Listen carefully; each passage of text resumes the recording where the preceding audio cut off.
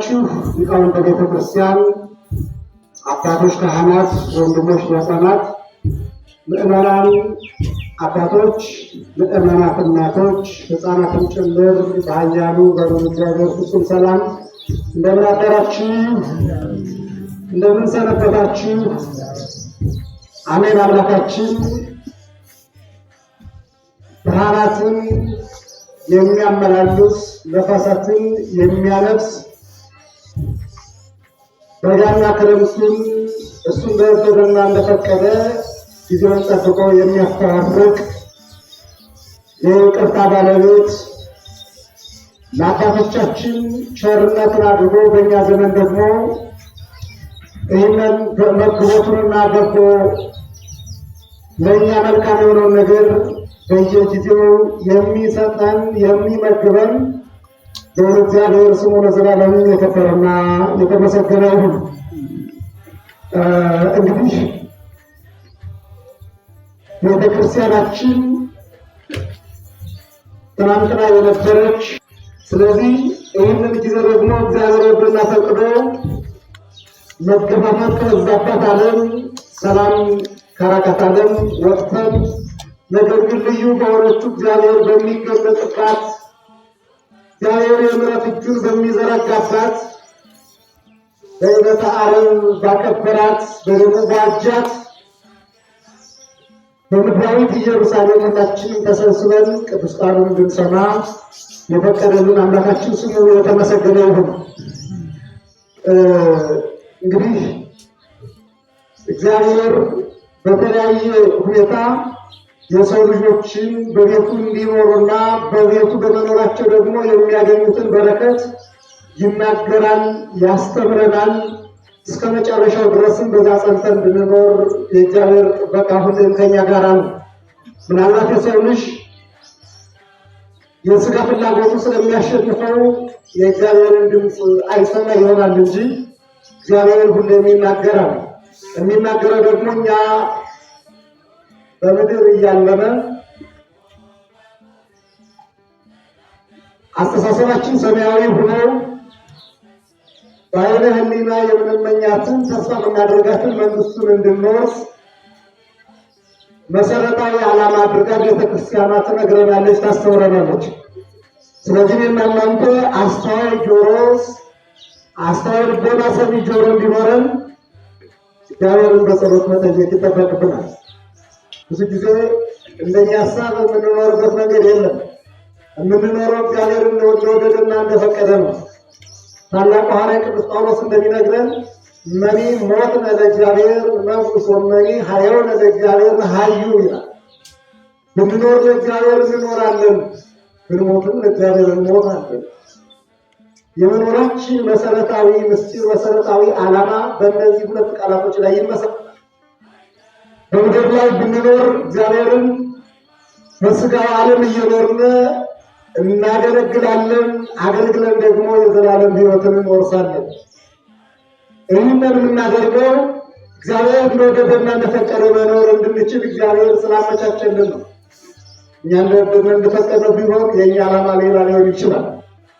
ግን እግዚአብሔር በዚህ መንገድ እንድንኖር በሐዋርያው በቅዱስ ጳውሎስ አንደበት ይህንን ቃል ነግሮናል። ለመብል በልቶ በዚህ ምድር ላይ ለመኖር የሚያስብ ሰው ሊኖር ይችላል። ይህ ዓላማችን አይደለም። ወደዚህ ምድር የመጣንበትን ዓላማ ይህ እንዳልሆነ ሁላችንም ልንገነዘብ ይገባል። ብንኖር በሕይወት እያለን በሕይወተ ሥጋ ሆነን እግዚአብሔር እናመሰግናለን። ብንሞት ደግሞ ከሰማያውያን መላእክት ኅብረት አንዱን እግዚአብሔር እናመሰግናለን። ይህች ቤተክርስቲያን መሰረቷ በምድር የሆነ ጫፎቿ ደግሞ በሰማይ የሆነ ቅዱሳን ሊቃውንት እንደሚናገሩት እንተ በምድር ሥራዊሃ ወበሰማይ ጽቂሃ፣ በምድር ያለች ብትመስል ነገር ግን ሰማያዊ ኅብረትን የመላእክትን ኅብረት ተቀላቅላ የምትኖር ልዩነቱ በተጋድሎ ላይ ያለች መሆኗ ነው።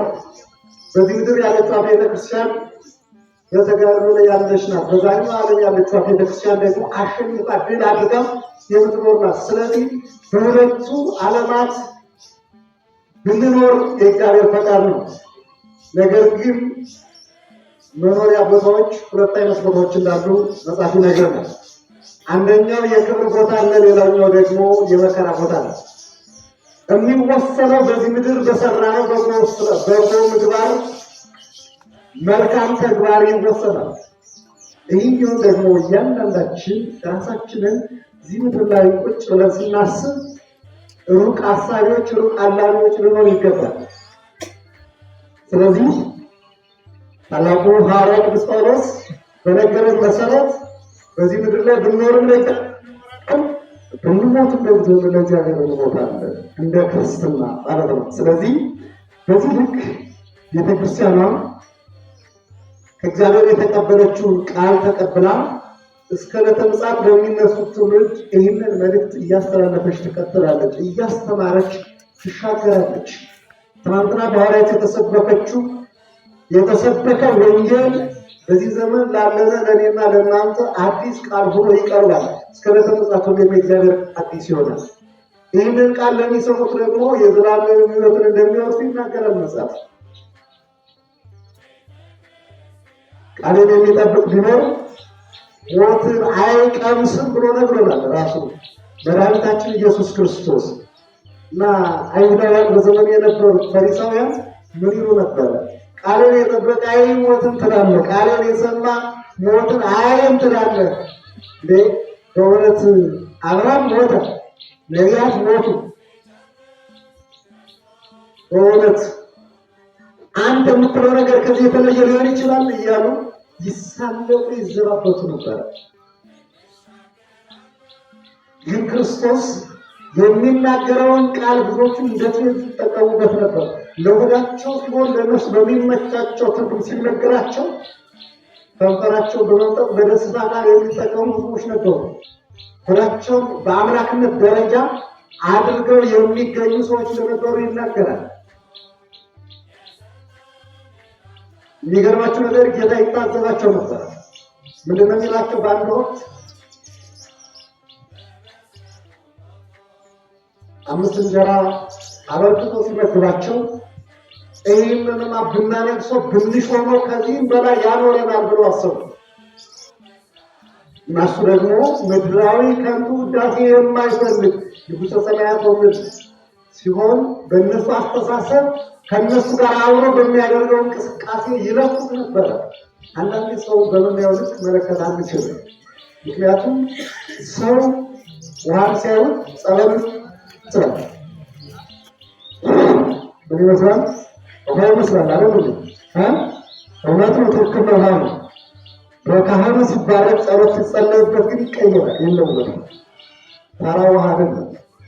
ለምን ካላችሁኝ ከተራ ውሃነት የሚለወጥበት ራሱን የቻለ ጸሎት አለ። በዚያ ጸሎት የተለወጠው ጸበል ከበሽተኛው ላይ ሲደረግ ይለፈልፋል፣ አቃጠለኝ ይላል። ሌላው ውሃ ብታደርጉት እኮ ምንም ነገር ዝም ነው የሚለው። ምናልባት ቀዘቀዘ ሊል ይችላል እንጂ ሌላ የሚያሰማው ድምፅ የለም። ሰውንም ስታዩት ሁሉም ሰው መለከት አንችልም። እያንዳንዱ ሰው የየራሱ ጸጋ አለው። ስለዚህ አይሁዳውያን ወይም በዘመኑ የነበሩት ፈሪሳውያን ሕግ አዋቂ ነን የሚሉ ሰዎች በዚህ ክርስቶስን ይመለከቱት ነበርና ለተወሰነ ቀናት ከነሱ ራቀ ይላል። ፈለጉት በእግር አንዳንዶቹ በእግር አንዳንዶቹ ደግሞ በጀልባ ባህሩን አቋርጠው ይፈልጉት ነበር። ፈልጉት ግን ለምንድን ነበረ? ቃል እንዲሰሙ ፈልገው ለቆታቸው ብለው ይፈልጉት ነበር ይላል። እና ከብዙ ድካም በኋላ ክርስቶስን አገኙት። እንደው መምህር የት ሄድህ ነው? የት ጠፍተህ ነው? እየፈለግህ ነበር እኮ ጠፋህብን እኮ እንዴት ነው? ለምንድን ነው እያሉ ጥያቄዎችን ማቅረብ ጀመሩ። አኮ ለመብል ኃላፊ ለሚያልቅ ለሚጠፋ ለሆዳችሁ አትስሩ። እናንተ አሁን የፈለጋችሁ ቃሌን ስለሰማችሁ አይደለም፣ ለምሳ በርክቼ ስላበላችሁ ነው። ለሆዳችሁ ብላችሁ የፈለጋችሁ በመብል ምክንያት የሰው ልጅ ከገነት ወጥቷል አይደል እንዴ? ሆዱን አስቀድሞ። ነገር ግን ክርስቶስ ደግሞ በዛ መንገድ አይደለም እሱን እንድንመስለው እንድንከተለው የፈለገው። በልተን ብዙ ነገር ኃጢአት ሰርተንማ ከእግዚአብሔር ገነት ወጣን። ነገር ግን እውነተኛው ዳኛ እውነተኛው ንጉሥ ክርስቶስ ምንድን ያደረገው?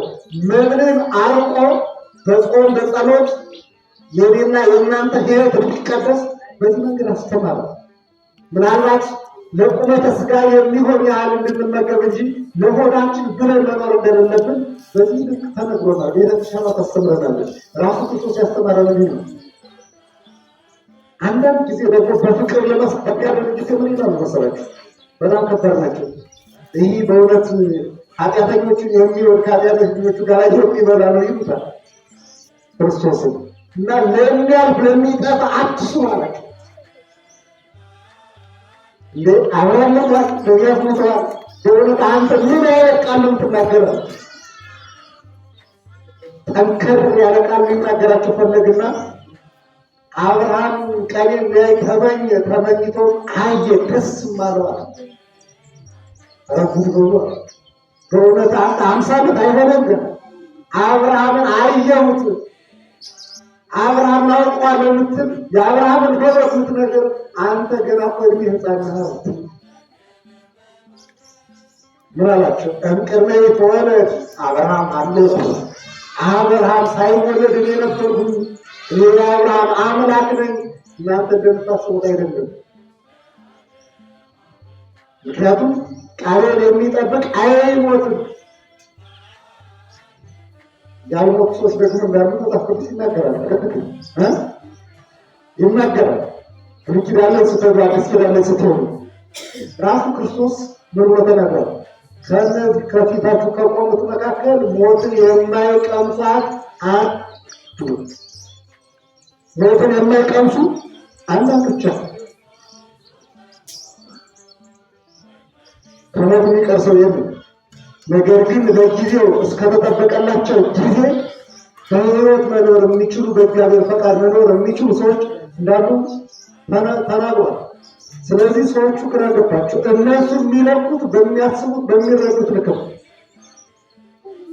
ስለዚህ ቃሌን የሚጠብቅ ቢኖር ሞትን አይቀምስም። ቢሞት እንኳን በኋለኛው ቀን አስነሳዋለሁ። ይህ ማለት ሞቱ ራሱ በተለየ መንገድ ሲገለጥ ሁለት አይነት የሞት አይነቶች እንዳሉ ይነግረናል።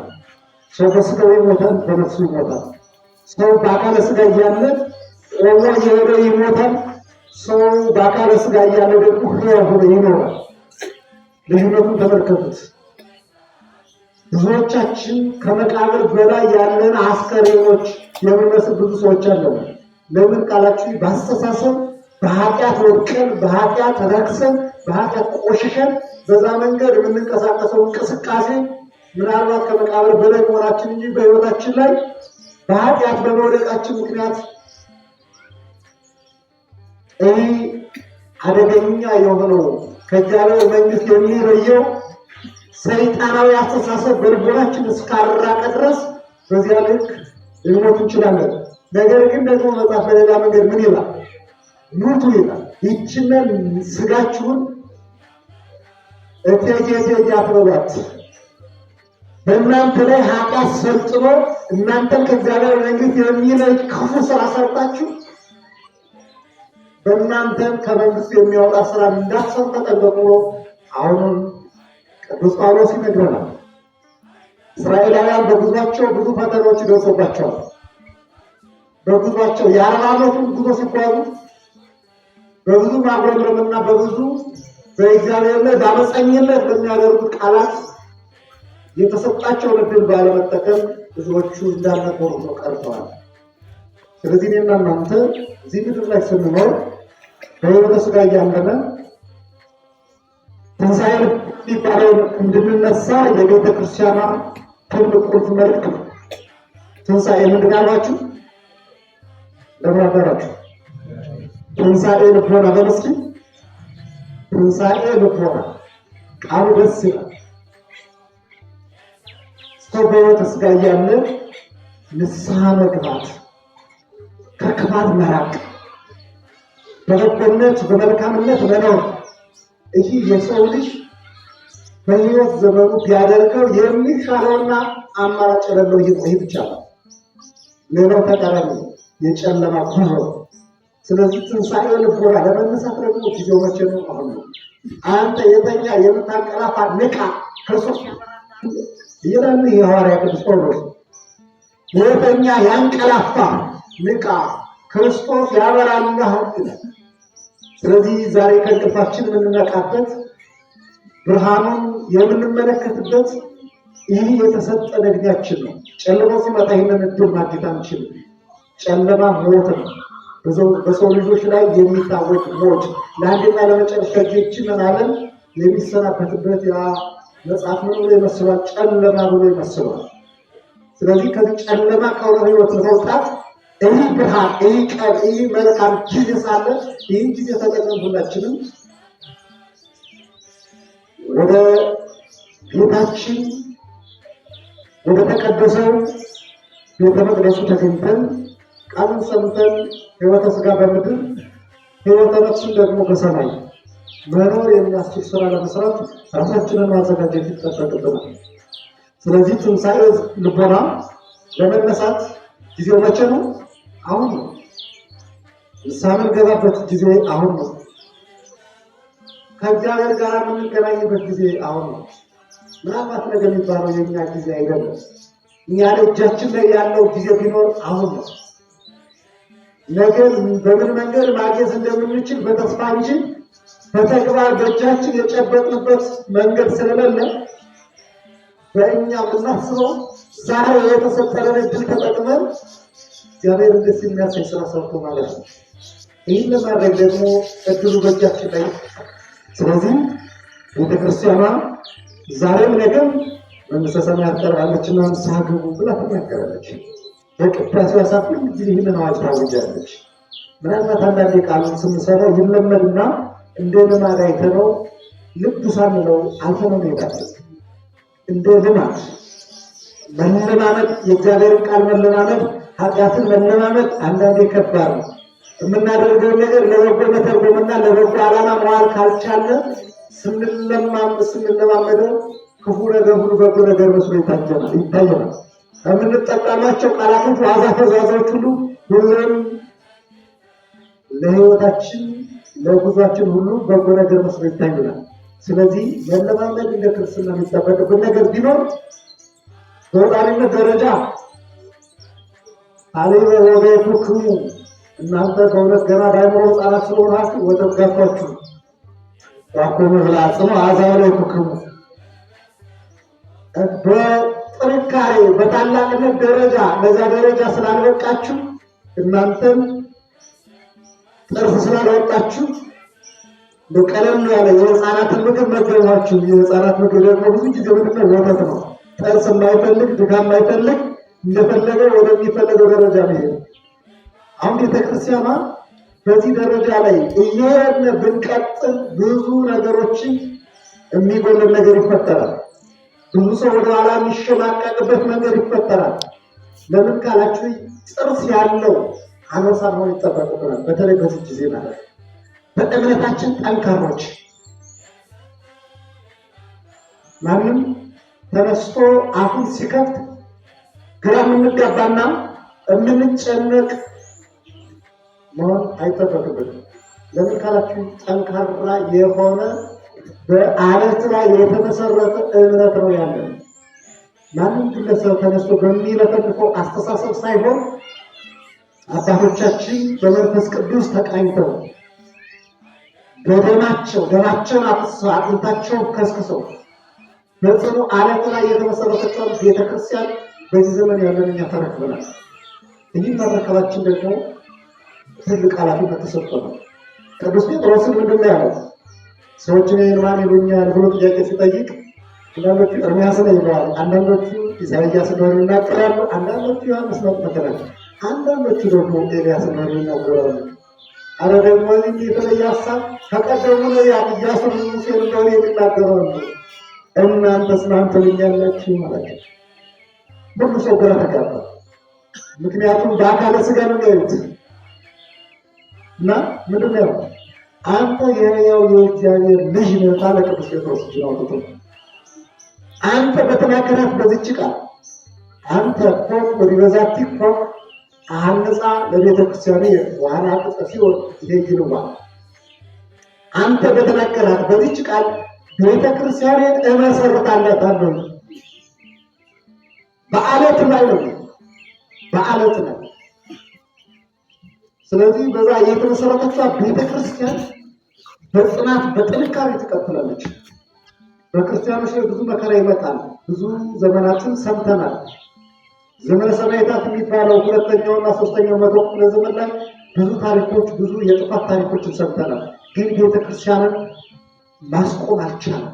ወደፊት ከመሄድ አንድም ምድራዊ ሀገሪቱ ማስቀረት አልቻለም። ክፉዎቹ በክፉ ሞት ሞተዋል። በቤተክርስቲያን ላይ ፈተና ያመጡ። ነገር ግን አማኞቿ በጥንካሬያቸው የቤተክርስቲያናቸውን ታሪክ ጠብቀው ሃይማኖታቸውን ጠብቀው በስነ ምግባር ጸንተው የኖሩ ሰዎችን እኛ እስካለንበት ዘመን ያሉትን እኛ እንናገራለን። ከኛ በኋላ የሚነሱ ትውልድ ደግሞ የነበሩ ታሪክ ያስቀጥላል። ስለዚህ በጽኑ መሰረት ላይ የተመሰረተ እምነት ሊኖረን ይገባል። የሚፈራ የሚጨነቅ አስተሳሰብ አሁን ለስጋችን የምናደርገው ማለት ብዙዎቻችን እንፈራለን። ከላይ ጀምሮ ያለው የሚፈራ እምነቱን በአደባባይ ለመናገር የሚጨነቅ የሚሽመደመድ ትውልድ በዚህ ዘመን ላይ ይገኛል። ለምን ካላችሁ አንዳንድ ጊዜ ስልጣኔያችን በምን ልክ ነው የሰለጠነው ብለን ለይተን ማወቅ አለብን። ስለዚህ ዝንጀሮነት በምንማርበት ዘመን ሰው መሆናችንን ለይተን ማወቅ ካልቻለን አስተሳሰባችንን ዝንጀሮዊ አስተሳሰብ ይሆናል። ስለዚህ ወደድን ጠላን ባሪያ ጋር የተፈጠርነ ሰዎች ነን። ሰዎች ስንሆን መሆናችን ከተገነዘብን ደግሞ ማንን መምሰል አለብን ከተባለ በመልክ እሱን ከመሰለ በተግባር እሱን መምሰል አለብን። ለዚህ እኮ ነው ቅዱስ ጳውሎስ እኔ ክርስቶስ እናንተ እኔን ምሰሉ አለ። ክርስቶስን በሞት በቃል በተግባር በኑሮ ባለ ነገር በሙሉ ቅዱስ ጳውሎስ ክርስቶስን መስሏል። ብዙ መከራ ደርሶበት በፍጡር ደረጃ ይህን ያህል መከራ መቀበል ስናየው በጣም ከባድ ነው። ስለዚህ ይህንን በሕይወቱ የመሰለው ቅዱስ ጳውሎስ እናንተ ደግሞ ቢያንስ እንኳ እኔ ከእናንተ አብራክ የተገኘው እናንተን የሚመስል ሰው ነኝ፣ እኔን ምሰሉ፣ እኔን መምሰል ይጠበቅባቸዋል ይላል። ስለዚህ አሁን ችግሩ ምንድን ነው? ወላጆቻቸውን መስለው እንደመጡ ሁሉ እኛ ደግሞ ወላጆቻችን ለመምሰል እንቸገራለን። ለክፋት ሲሆን ለመመሳሰል አንቸገርም። ለክፋት ሲሆን ማለት ነው። ለበጎ ነገር ሲሆን ደግሞ የለም እጃችን ሰብሰብ እንድናደርግ ያደርገናል። ስለዚህ ለበጎነት ለመልካምነት መምሰል ከእያንዳንዳችን ይጠበቃል። መምሰል በተግባር እንጂ በቃል በመናገር አይደለም።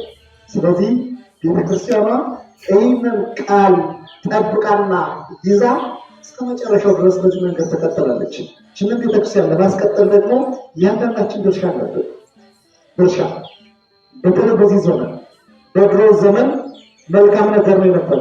ዛሬ ሰው ቃላትን የሚሰነጥቅ ቃላትን በብዙ መንገድ መተንተን የሚፈልግ ያንን ደግሞ ለበጎ ዓላማ ሳይሆን ለተዛባ ለመጥፎ ዓላማ መዋል የሚፈልግ አስተሳሰብ ያለው ሰው ይኖራል። ስለዚህ እኛ ደግሞ በዚህ ዘመን ዘመኑን የሚዋጅ ዘመኑን በደንብ አድርጎ በተረዳ መልኩ መከተል ይጠበቃል። ልጆቻችን በምን መንገድ መሄድ አለባቸው፣ እኛ በምን መንገድ እየሄድን ነው፣ የቆምንበትን ቦታ ለይተን ማወቅና መገንዘብ ይጠበቃል። ስለዚህ ቤተክርስቲያኗ በዚህ መንገድ ታሪክን፣ ቅርስን፣ ሁሉን ነገር ጠብቃ ያቆየችዋን ቤተክርስቲያን እያንዳንዳችን በሚመለከተን ልክ የቤተክርስቲያኗን ሕልውና ለማስቀጠል የየድርሻችንን መወጣት እንደሚጠበቅብን ቤተክርስቲያኗ ታስተምረናለች፣ ትነግረናለች። ስለዚህ እንደ ኢትዮጵያ ኦርቶዶክስ ተዋሕዶ ቤተክርስቲያን ደግሞ ከዓለማት ለየት ባለ መንገድ የኢትዮጵያ ኦርቶዶክስ ተዋሕዶ ቤተክርስቲያንን እናስባለን። ምናልባት ክርስትና ዓለም እዚህ ዓለም አለ፣ እዚህ ምድር ላይ አይደለም የተጀመረው። በኪደተ እግራቸው በስደቱ ጊዜ በተለይ አሁን እኔና እናንተ ያለንበትን ቦታ ተማርኳል። በእናቱ በድንግል ማርያም በመድኃኒታችን በኢየሱስ ክርስቶስ በአረጋዊ ዮሴፍ አብረው የስደቱ ተሳታፊ በነበሩ ሰዎች ይህ በተለይ የጣና አካባቢ ተመርቷል። ለዚህ ነው ብዙ ቅዱሳት ገዳማት በጣም የተቀደሱ ቦታዎች በብዛት በትንሹ 500 ዓመት በላይ ያላቸው የገዳማት ዕድሜ አሉ። 500 በላይ በታች ሳይሆን 500 በላይ ትልቁ ከዛ በላይ ይሄዳል። በዚህ ደረጃ የተመሰረቱት ገዳማት እግዚአብሔር አምላክ በአካለ ሥጋ በዚህ ምድር ላይ ሄሮድስ ባሳደደው ጊዜ ኢትዮጵያ አንዷ የተባረከች የዚህ በረከት ተካፋይ የሆነች አንዲት ሀገር ኢትዮጵያ ናት።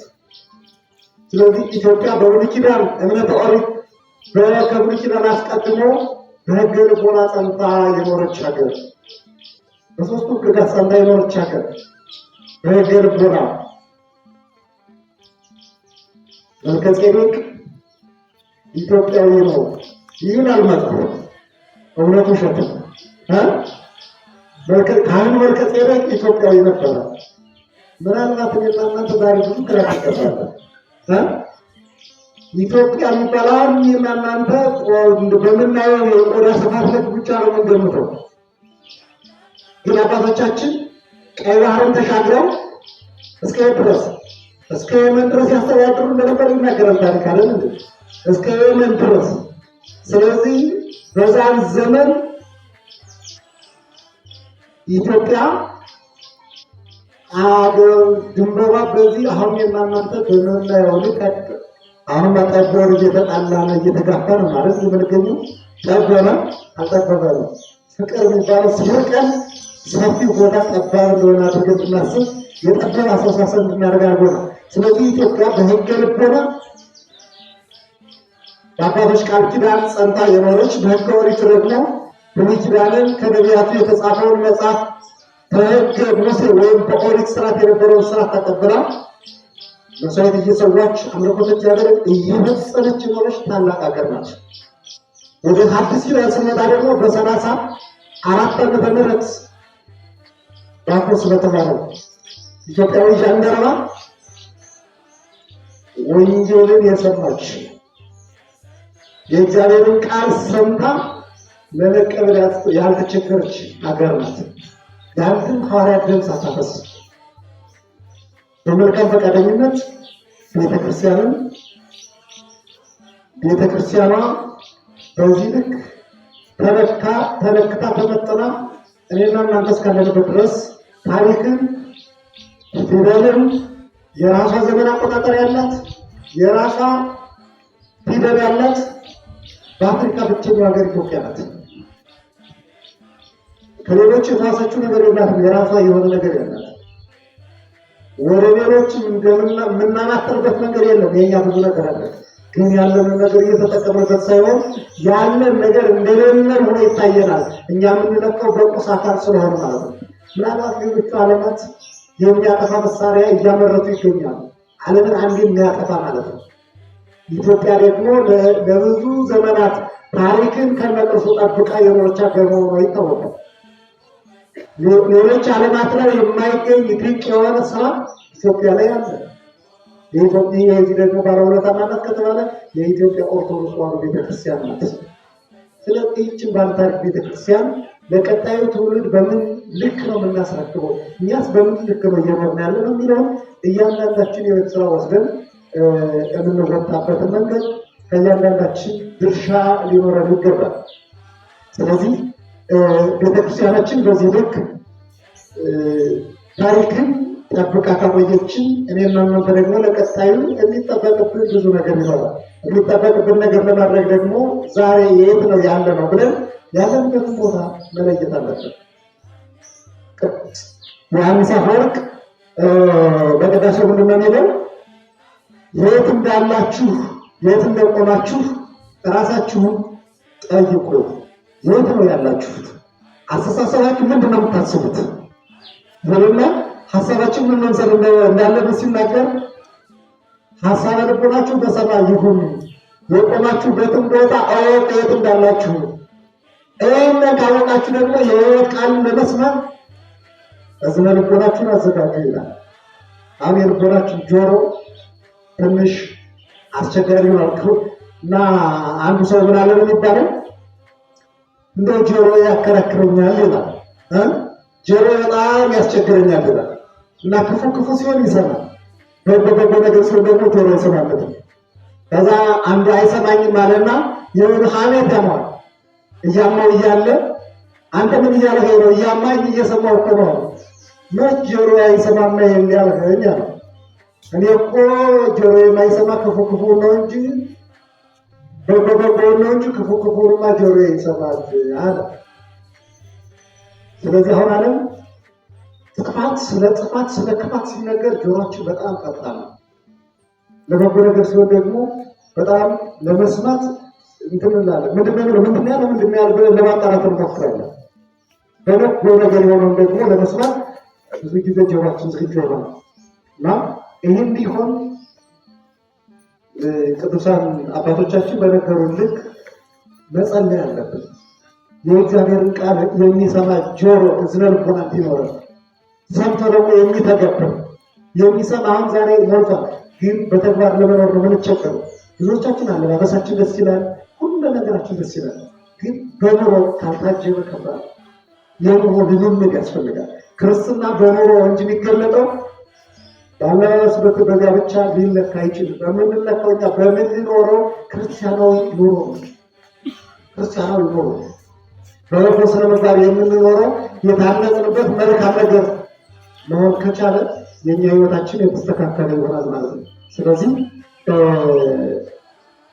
በኑሯችን ባለን ነገር ሁሉ ብዙ ነገሮች ይኖራሉ፣ ብዙ ፈታኝ ነገሮች አሉ። እነዚህ ፈታኝ ነገሮች ደግሞ የምንሻገረው ከእግዚአብሔር ጋር ስንሆን ነው።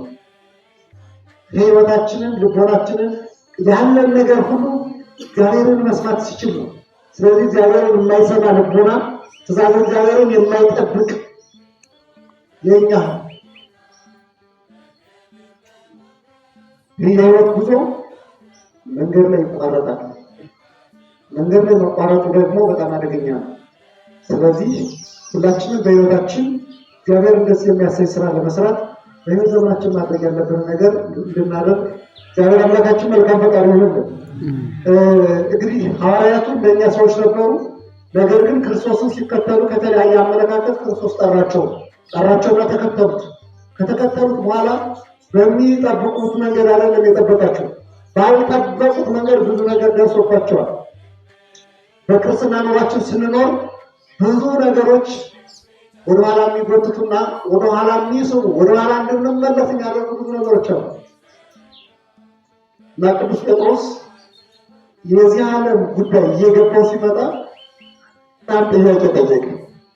ባለጸጋው ገንዘብ ሰርቶ ወደ እግዚአብሔር መንግስት ጉዞ እንዲጓዝ ጥያቄ ሲቀርብለት ወደኋላ ሲመለስ አየና ሀብታም ወደ መንግስተ ሰማያት ከሚገባ ግመል በመርፌ ቀዳዳ ቢያርቅ ይቀላል ብሎ ጌታ ሲናገር ሰማ እና ይህ በጣም ከባድ ነው፣ ይህ ጭንቅ ነው፣ ይህን መዳን ማን ይችላል?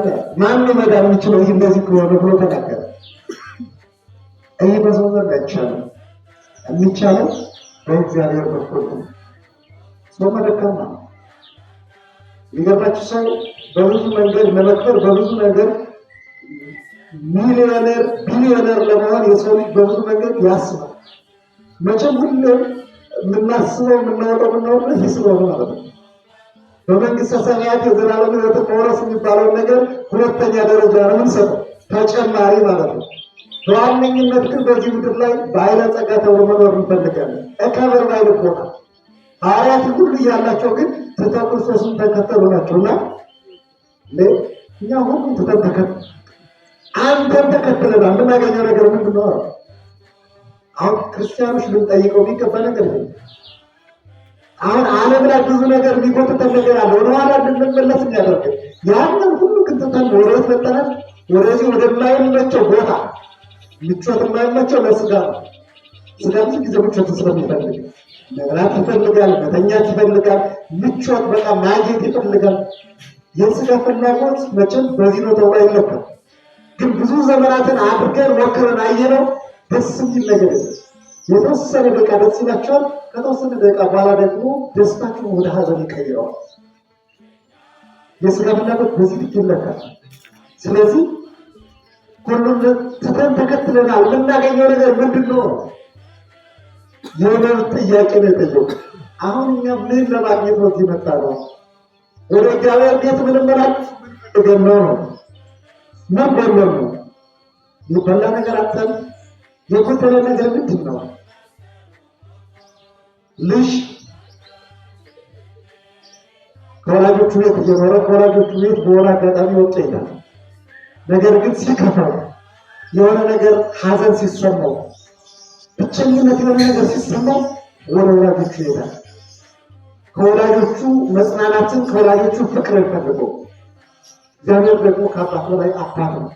የሁላችንም አባት ሁላችንም ተንከባክቦ የሚያሳድግ በስጋም በነፍስም በማህፀን ሳለን ጀምሮ ጠብቆ ወደዚህኛው ዓለም ስንመጣም በቸርነቱ ጠብቆ የሚያሳድገን አምላክ ነው። ስለዚህ ወደ አባታችን ቤት የጎደለ ነገር ኖሮ መጠለ እና ቅዱስ ጴጥሮስ እናንተ ዛሬ በዚህ ዓለም ቤቱ ንብረቱ ሚስቱ ያለው ነገር ሁሉ ትቶ የተከተለኝ በሞት ያገኛል። ስንት እጥፍ